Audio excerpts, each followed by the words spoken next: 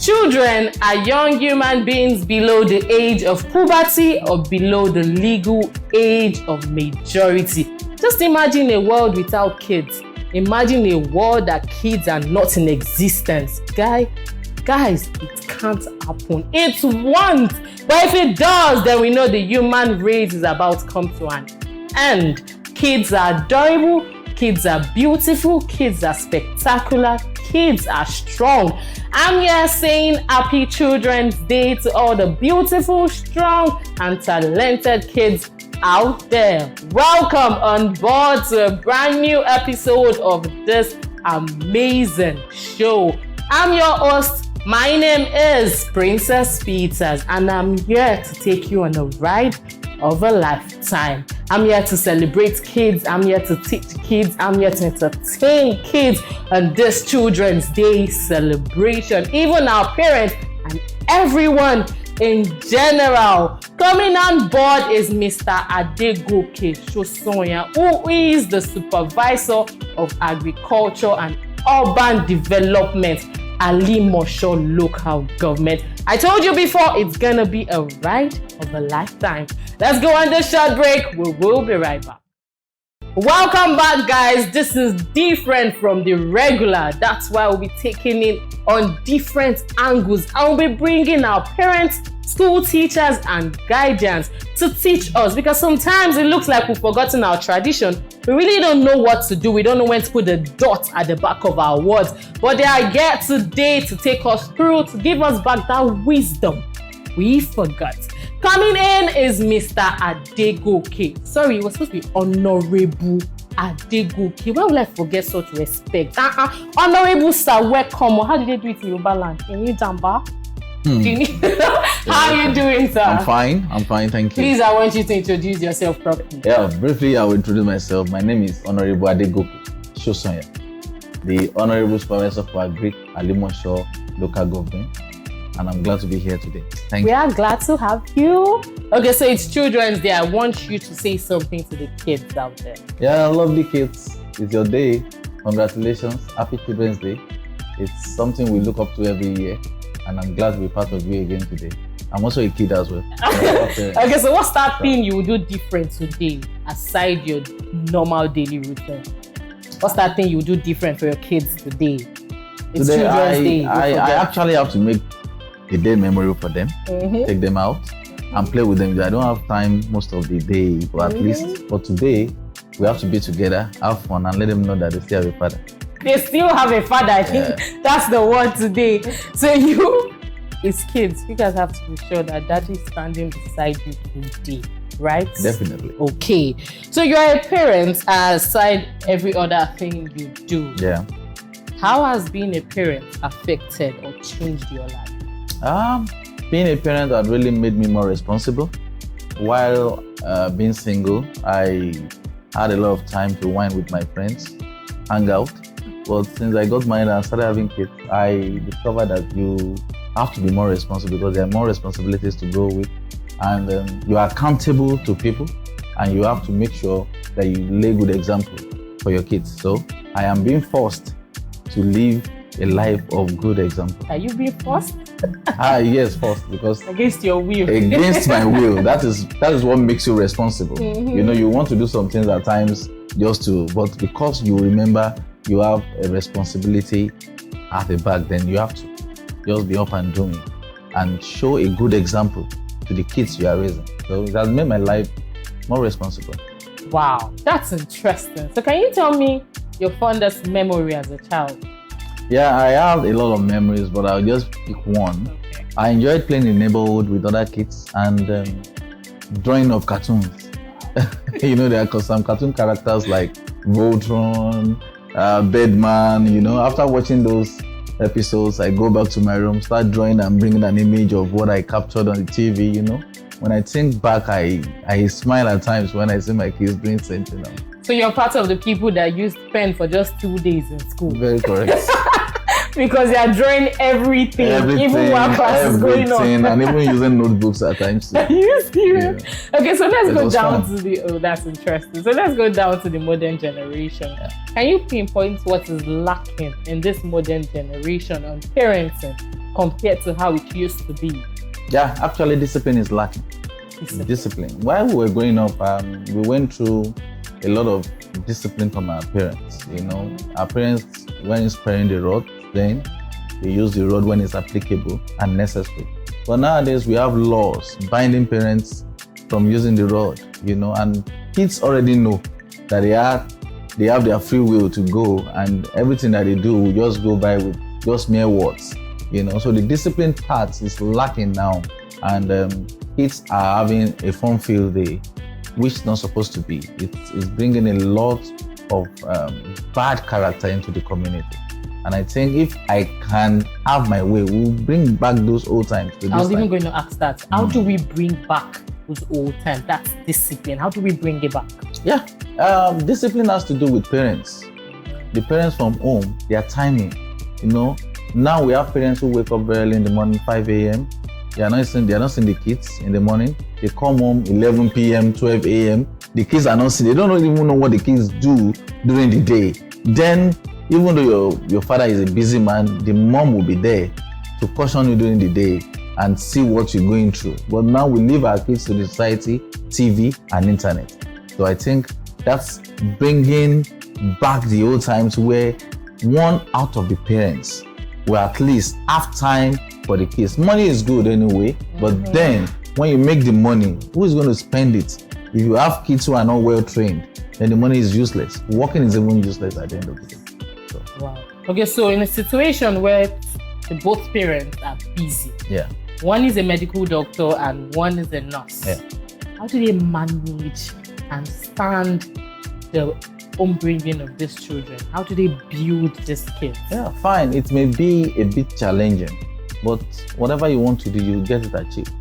If both parents have occupations that are challenging, one of the parents should drop for a better a job that will give them time for the kids. Mostly the mothers. If the father has a work that is challenging and the mother too has a work that is challenging, there's one of them to just sacrifice the moment for the raising of the kids. It's important. If we don't want to sacrifice, then we won't get any result at the end of the day. So concerning what you just said, if your wife is earning more than you, will you tell your wife to stop her business because she has to sit at home and take care of the kids just to put them in the right check? Which one is better? A rich wife or better children? You know, I am the breadwinner of the home. Let me fend for them in my own capacity. But let the wife do her job by taking care of the kids while I'm at work. It's better. So it's not about what she earns. It's about raising a good family. Mommy, what? So you can hear. You can hear. Oh, okay, no problem. So going to my next question, looking at some news on social media being created by kids as at this point is shocking. So do you believe that the government should stop it and put restriction on phone ownership or limit social media for now? Why not? The government needs to come in as fast as possible, because I see no reason why a boy or a girl of 10, 8, 9, 10, 11, 12 years old will be using a smartphone. It's of no necessity to them. You know, it's just like giving them what they can't control. And while they are still kids, we have to control them, control their movements, control their education for them, because they know nothing. So placing a smartphone in the hands of kids is just like destroying their future. We use phones as adults. We know there are limitations. When we're growing up, when you view things on the TV, there are limitations to what a kid should watch. So using the smartphone is just exposing your kids to the world without limitations. So the government should enforce that, because parents at times don't see these things as being necessary, you know. But at the end result is what we're saying now. We see kids on social media going nude and having accounts that are only restricted for adults. You know, they have to fill the forms themselves. They get there and they ask them, are you 18? And the girl or the boy believes that if she doesn't feel 18, 19, he will not have access to the platform. So they just put there 24, 25, and they are there to the world. But you know, some parents will go against what you just said because Hey, some why parents not? have the idea that, oh, I'm giving my child this smartphone. Yeah. So in case he or she is at home alone, I can do what, keep tabs on whatever that child is doing as at that particular point in time.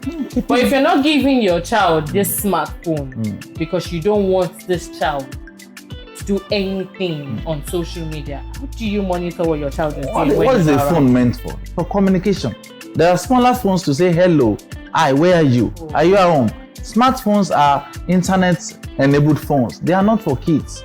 They are for matured minds who can control it. So you can get them a smaller phone to just know where they are and ask about their whereabouts than putting smartphones in their hands and leading them to destruction.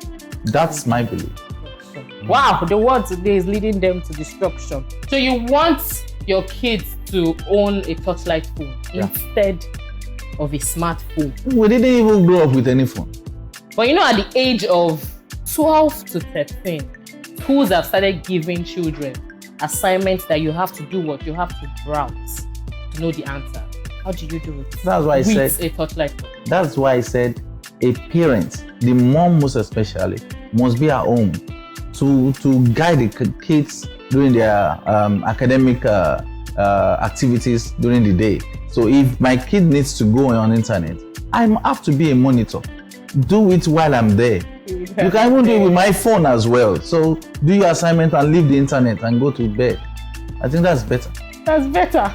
That's better. What's up, guys? I'm still enjoying this amazing educative moment with Honorable Adegoke. Guys, don't go anywhere. We'll be going on a short break. We will be right back. Welcome back, guys. Just like that, it's Children's Day already, and we're still here to keep you all glued to your TV. Moving on, Honorable Adegoke is still seated with me, giving you people interesting answers to all my questions. Are you fine? I'm good. Are you fine? Are you expecting my next question? Oh, why not? You're Go still ahead. expecting it. Okay, so moving on. We've heard about how children are being abused by teachers. What's your opinion? What's your advice on this matter? It's a very sad one, but most importantly, we need to know that there's a lot of job to do for the school owners, parents, and teachers. You know, but unfortunately, most school owners employ teachers without having a background check. You know, it's not only about brilliance and certificates. You must have a background check on whoever you're employing to know if this person has a good character. You know, at the end of the day, if you get a wrong person in your place of work, then definitely wrong things will happen. Then the teachers also should know that these kids might look big, might look bogus, but they are still kids. You know, and they are your children. They shouldn't see them as students, rather see them as their own personal children. You know, then more to add to it, schools should have security gadgets to be installed in school facilities where whatever goes in and out, the administrators will know at the appropriate time. Then parents as well should avoid leaving their children in the hands of teachers, house helps, drivers, and the likes. You know, you can only take care of your children the way you want. Sure. If you leave your children in the hands of predators, then you have yourself to blame at the end of the day. So, most importantly, we should have the fear of God. Everyone. So, what would you say about this notion that some school teachers carry along, saying in pidgin, no be my pikin be that, I no fit stress myself, but if not my pikin now, I go open here to book inside. What would you say about that? It all boils down to love. If you love the kid, you see the kid rather as your own child, not as a student. You know, if all parents should be parents to other kids, see them as your kids, and all kids should also have other parents as their parents as well. When there's love, you look at them with categories. We don't have the same level of kids. We have the genius, we have the average ones, then we have the low ones. If you know their category and the level they are, with love you can bring them up together. If you have love for your students, you bring the best out of them. I still have subjects I love till tomorrow, just because I love the teachers that taught me. It happens like that all the time. So what's your best advice to parents and to everyone that has the responsibility to bring up a child right? Yeah, my advice is that we should see that we are mirror to these children. Whatever we portray is what they see and they try to emulate outside. So if you are a teacher, you're a parent or a guardian, try your best to bring out the best in you so that they will see the best in you and want to be like you. You know, when you are seeing children who want to have mentors, they see the good thing and they want to be like this person because that's the image that they are seeing. So be a good image to the children for us to have a better future. Kids are leaders of tomorrow and they are the owners of this country. It's not what you. I don't know you. Kids, so they are the leaders of tomorrow. Thank you very much, Honorable Adegoke. You're welcome. It was my pleasure having you just with me. My pleasure as well. Thank you very much. What's up, guys? I've had fun and I've learned a lot. Like they say, my dear, train yourself sometimes.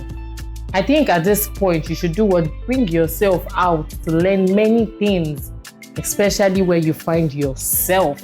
It is still Children's Day celebration and my name is Princess Peters. Don't go anywhere. We'll be right back in the next episode.